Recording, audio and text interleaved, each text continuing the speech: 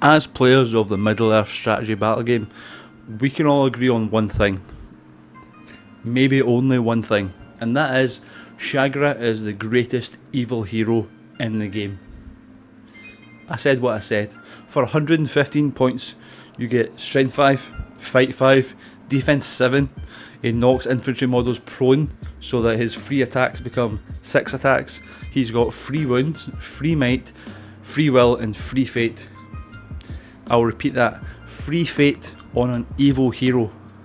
Think what the Witch King has to pay for a fraction of that power. Shagra is by far the best hero in the game. He has strike, so you can strike up against bigger, better heroes, and if he kills them, he gets a point of might back, because he's also got blood and glory. But he does have one problem, and it's not his fault. It's the fault of the racially motivated civil war of Mordor. His problem is that he's an Uruk-hai.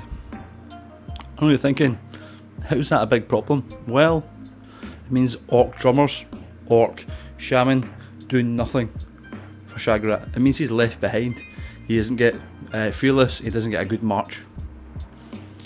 Special rules like Gothmog's Tame of the Orc, nothing. Don't do anything for him. So what are you going to do? Are you going to leave out the best evil general, hero, because he isn't fitting with the rest of your army? No. You build an army around him.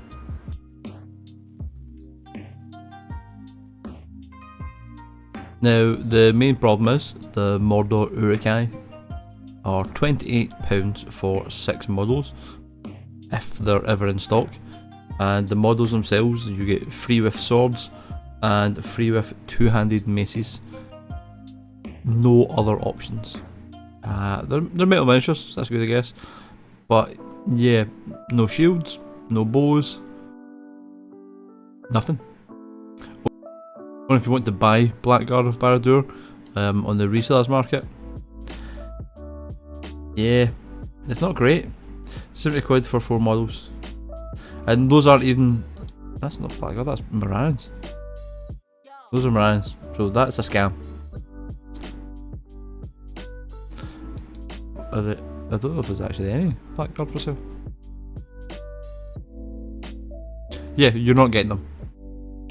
So with Black Guard being out of production and Mordor Uruk-hai being kinda rubbish, you've got to make your own. Now I found this Oathmark stuff online whilst I was looking for another project, which you will see in future weeks. Ironically, the Oathmark goblins make for great orcs, and the Oathmark orcs make for great Uruk-hai. That was a very difficult sentence.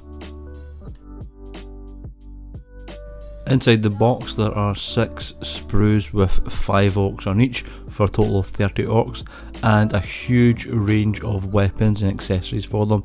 They've got swords, shields, spears, some axes which can't really use unfortunately, but they also have bows as well, and I quite like the idea of some fight 4, strength 4, hits on a 4 Mordor Uruk-hai bowman. But you didn't click this video to watch Mordor Uruk-hai being made, you want to see the Black Guard. So I chose the most heavily armoured orc body there is, and I started building around them. We started off with some nice simple swords, although the temptation to pay for the weapon swap to an axe so they can pierce and strike up to strength 6, that temptation is pretty strong. And then we pick a simple shield arm because he's going to need it. And then it's a case of finding the most helmeted head we can find. Now there is a unique head on each sprue which has horns coming out the side of it, like some sort of orc Viking. Maybe we would have used them for all the Black Guard, but I just chose the ones with helmets on. Now came the main problem, the shields. All the shields in this box were sort of piddly orc shields. There was nothing quite as imposing as the Black Guard shield in the official model. So I picked up these hard plastic early Imperial Roman shields from Victrix, and I think they might just be perfect. Once we've got these glued on, they are perfect. They are thick, they are chonky, they suit the Black Guard of Barad-Dur really well.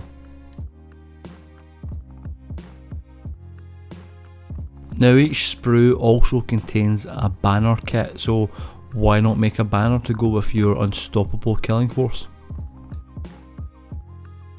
So we built our banner as normal, except he unfortunately loses his shield in order to take the banner.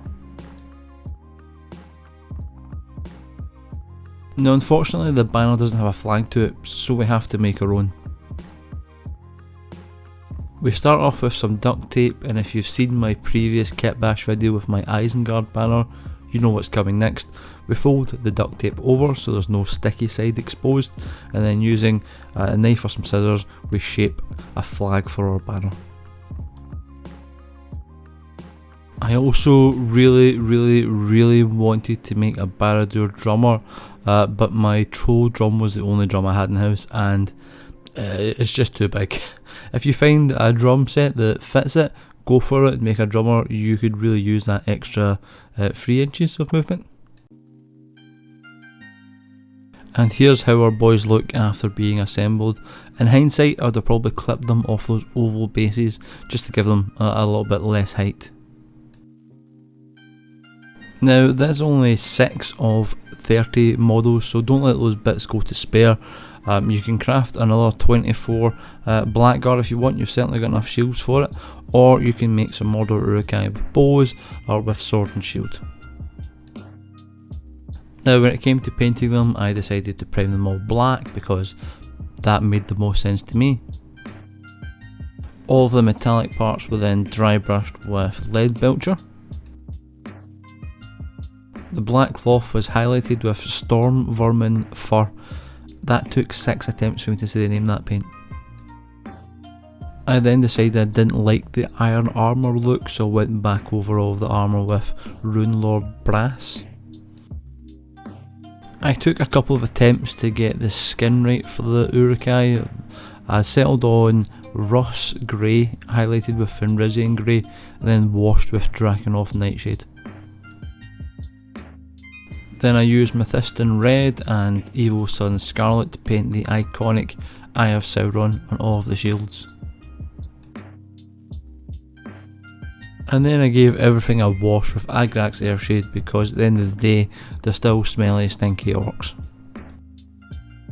A final little check of the scale next to Shagrat, a Moran Orc and a Mordor Orc. And then we just have to paint the rest of the models, which luckily through the power of post-production I can do super fast. Whilst you're watching me paint faster than any man's ever painted before, I'd like to take the time to thank my patrons for their continued support. You guys are awesome. You're always helping me with ideas for videos and ideas for parts of these kit bashes as well. There were some things that I couldn't really find, but you guys were awesome and you really helped me out with that. Also, if you're enjoying the video, a like and a subscribe would go a long way. I'm sitting at 997 subscribers. That 1000 mark is within touching distance, and it would make me pretty happy to hit it soon. And with those models painted and based, here are our boys ready to march into battle alongside Shagrat and ruin someone's day.